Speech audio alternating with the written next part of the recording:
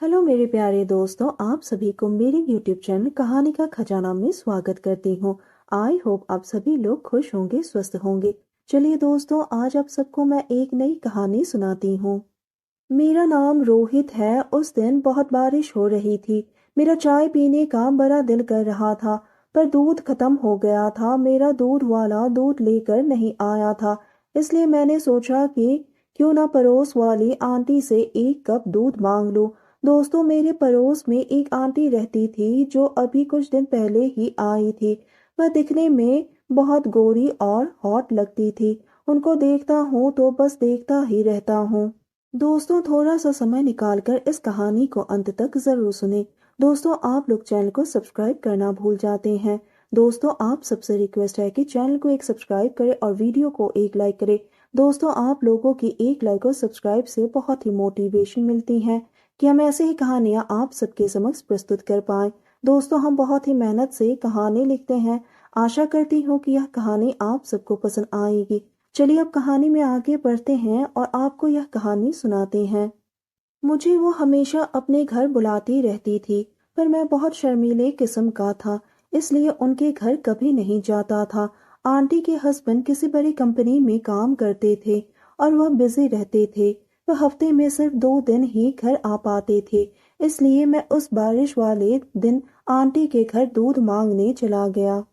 मैंने उनके घर की घंटी बजाई, पर कोई निकला नहीं। फिर मैंने देखा कि दरवाजा तो पहले से ही खुला है। मैंने आवाज लगाई, आंटी आंटी, पर कोई नहीं दिखाई दिया। फिर मैं उनके बेडरूम की तरफ जाने लगा। कुछ देर बाद मैंने देखा कि डॉली आंटी लैपटॉप पर कुछ देख रही थी। मैंने आवाज लगाई, आंटी, तो वो घबरा गई और जल्दी से लैपटॉप का पावर ऑफ वाला बटन दबाने लगी। पर जल्दबाजी में डॉली आंटी ने कई बार वो बटन दबा दिया, जिससे वो हैंग हो गया। तो मैंने देखा कि आंटी वो वाली फिल्में देख रही थी। आंटी बहुत शर्मिंदा हो गई, उनके चेहरे पर पसीना आ गया। उन्होंने जल्दी से लैपटॉप बंद कर दिया, पर हैंग हो जाने के कारण वो वीडियो अंदर चल रहा था और उसकी आवाज बाहर बार बार आ रही थी। आंटी शर्माते हुए कहने लगी कि कभी कभी मैं इस तरह की फिल्में देख लेती हूँ जब टाइम नहीं कटता है। वो बात बदलती हुई बोली, तुम बताओ रोहित, कैसे आना हुआ? क्या कुछ चाहिए? मैंने कहा, आंटी, क्या आप मुझे एक कप दूध दे सकती हैं? शाम को मैं वापस कर दूंगा। वह बोली, हाँ हाँ, क्यों नहीं। और वो रसोई में चली गई। मैं भी उनके पीछे पीछे रसोई में चला गया। वो मेरे लिए एक कप दूध फ्रिज से निकाल रही थी, पर गलती से उनका हाथ छूट गया और दूध नीचे गिर गया और कप टूट गया।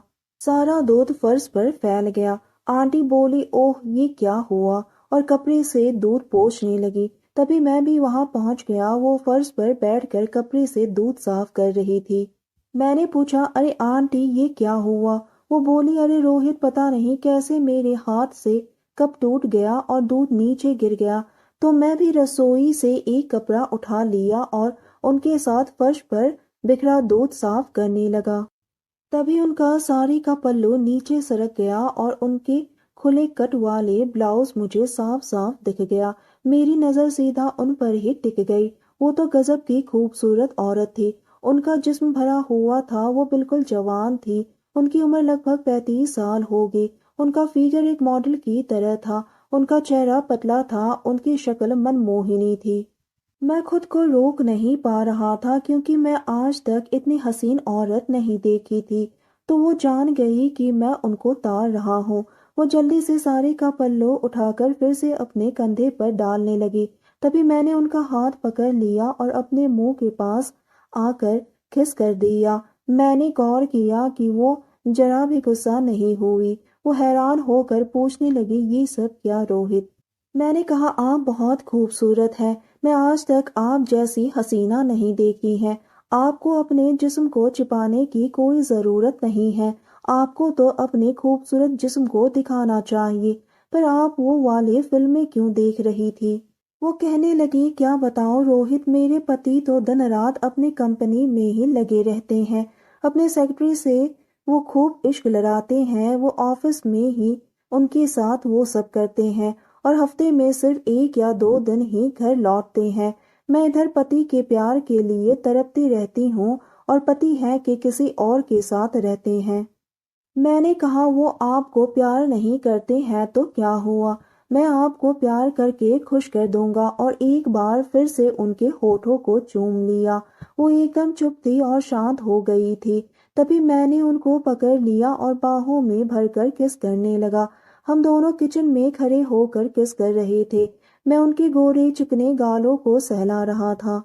میں بڑے پیار بھرے انداز سے پوچھا، آنٹی آج آپ کو میرے ساتھ اپنا قیمتی وقت بتانا ہو تو بتاؤ۔ وہ گھبرا کر پوچھنے لگی، پر اگر کسی کو ہمارے کانڈ کے بارے میں پتہ چل گیا تو؟ میں نے کہا، آپ کتنا ڈرتی ہو، کسی کو پتہ نہیں چلے گا۔ اس کے بعد ہم دونوں بیڈ روم میں چلے گئے۔ وہ بہت ہی زیادہ ڈر رہی تھی۔ پھر میں نے ان کو بہت سمجھایا کہ بند کمرے میں کوئی ہمارے کام کے بارے میں نہیں جان پائے گا۔